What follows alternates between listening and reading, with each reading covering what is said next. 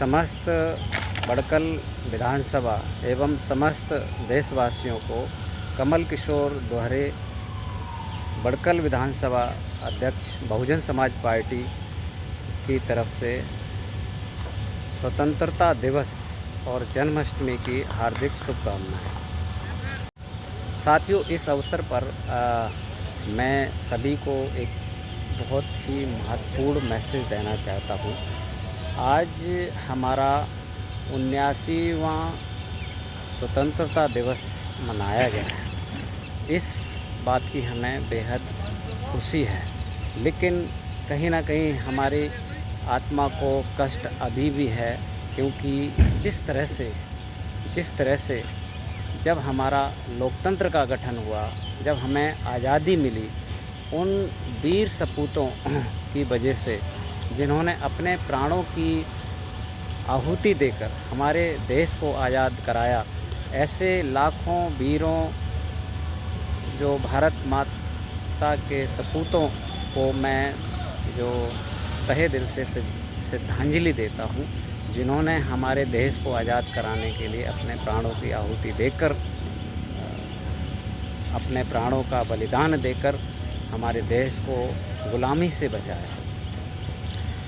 आज बहुत बड़ा मैसेज देना चाहता हूँ, बहुत महत्वपूर्ण मैसेज यह देना चाहता हूँ कि हमारे लोकतंत्र का गठन हमारे देश के बुद्धिजीवियों और ख़ासकर हमारे डॉक्टर बाबा साहब भीमराव अंबेडकर द्वारा भारत का संविधान गठित किया गया। लेकिन उस हमारे भारत के संविधान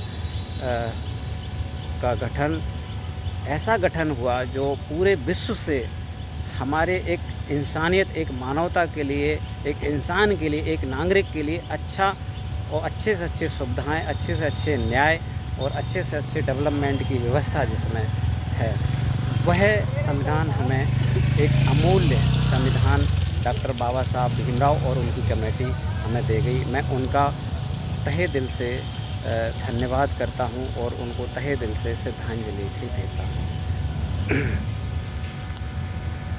साथियों, लेकिन कुछ हमारे ही देश के चालाक, देशद्रोही और स्वार्थी लोगों को ये बात राज नहीं आई। सत्ता पर जैसे तैसे बेईमानी से हावी हो गए, बाबा साहब को ही उनकी विधानसभा में हरवा कर।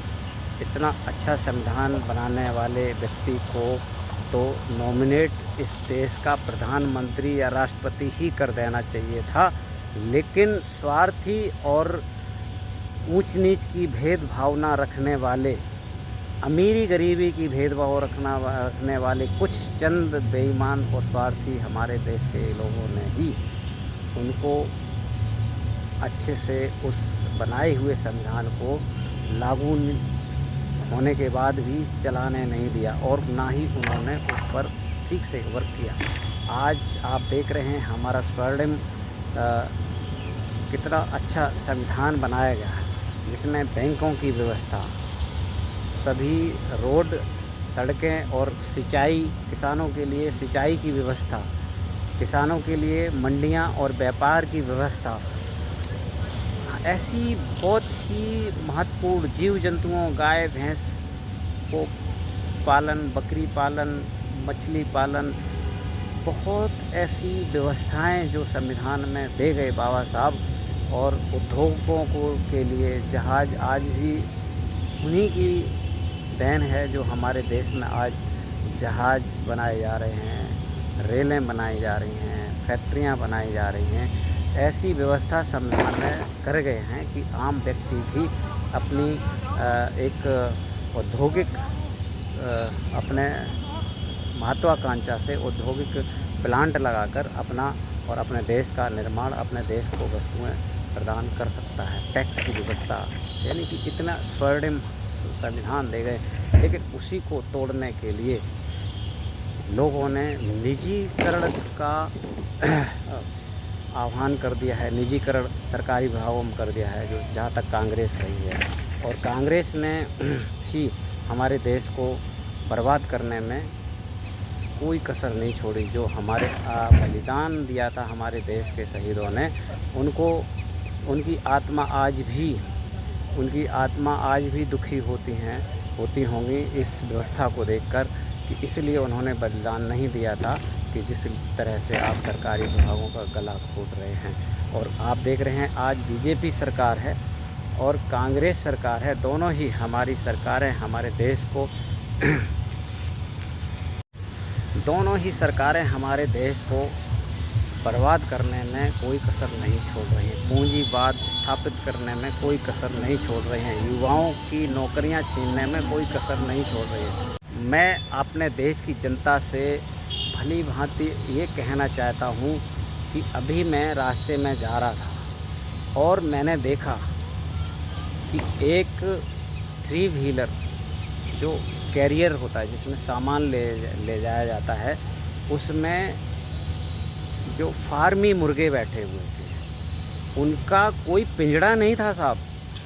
मुझे देखकर बड़ी हैरानी हुई है कि ये जो मुर्गे जा रहे हैं, फार्मी मुर्गे जा रहे हैं, उनको भी पता है मैं किस लिए जा रहा हूँ, लेकिन उन्होंने पंख तक नहीं फड़फड़ाए हैं और इस तरह से उस खुले ऑटो में, खुले टेम्पू में बैठकर जा रहे थे बिना पिंजड़े के। अगर वो पंख फड़फड़ाते तो कहीं ना कहीं उड़ सकते थे, अपनी जान बचा सकते थे। कौवे आप देख रहे हैं, कौवे पूरी अपनी जान बचा लेते हैं और कौवे किसी भी दुकान पर नहीं काटे जाते, लेकिन हमारे समाज, हमारे देश का आज ऐसा हाल हो गया है कि जो चंद दाने और चंद छोटे छोटे लालचों में, खासकर एससी समाज, पिछड़ा वर्ग समाज, कांग्रेस और बीजेपी के चंद बहकावे में आकर अपने बच्चों को गुलाम बनाने में लगा हुआ है। वो भली भांति जानते हैं कि ये पूंजीपतियों के हाथों हमें बेच रहे हैं, लेकिन फिर भी उस नाव में सवार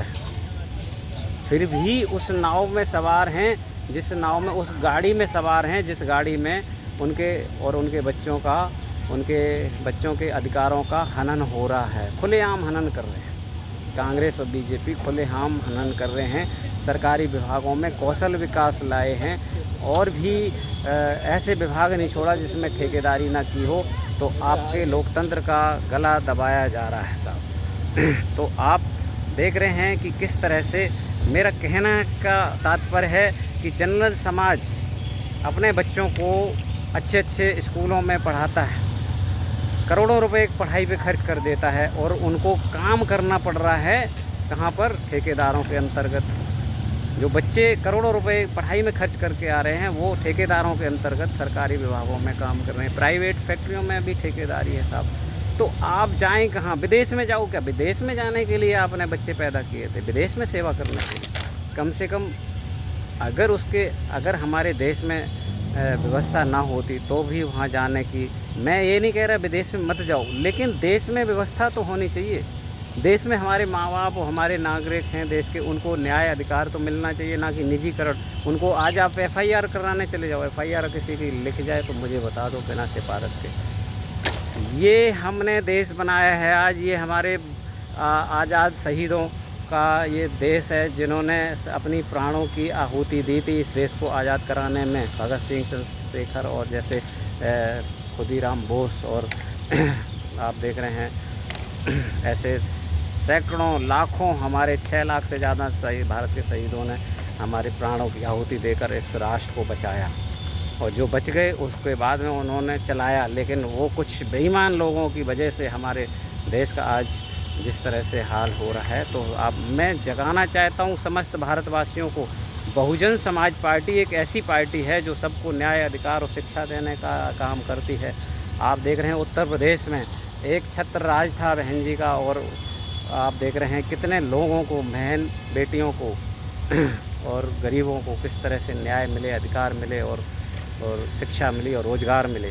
46 लाख से ज़्यादा युवाओं को रोज़गार दी थी जब तक केंद्र में सरकार नहीं थी, सिर्फ उत्तर प्रदेश सरकार थी। तो इसलिए मैं कहना चाहता हूं, जो संविधान की भाषा है वो बहुजन समाज पार्टी से ज़्यादा आज कोई नहीं समझती और ना उसको कोई मानती है। अगर आपको राष्ट्र और अपना कानून, अपना संविधान और अपने देश का लोकतंत्र, अपने देश के नागरिकों की जो सुविधाएँ हैं, जो मौलिक अधिकार हैं, वो बचाने हैं आपको, तो बहुजन समाज पार्टी ही एक विकल्प है जिस पर आकर जिसकी विचारधारा मानवतावादी, राष्ट्रवादी और समाजवादी विचारधारा है, जिस पर चलकर अपने और अपने राष्ट्र को बचाएँ, अपने बच्चों के भविष्य को बचाएँ। जय भीम, जय भारत।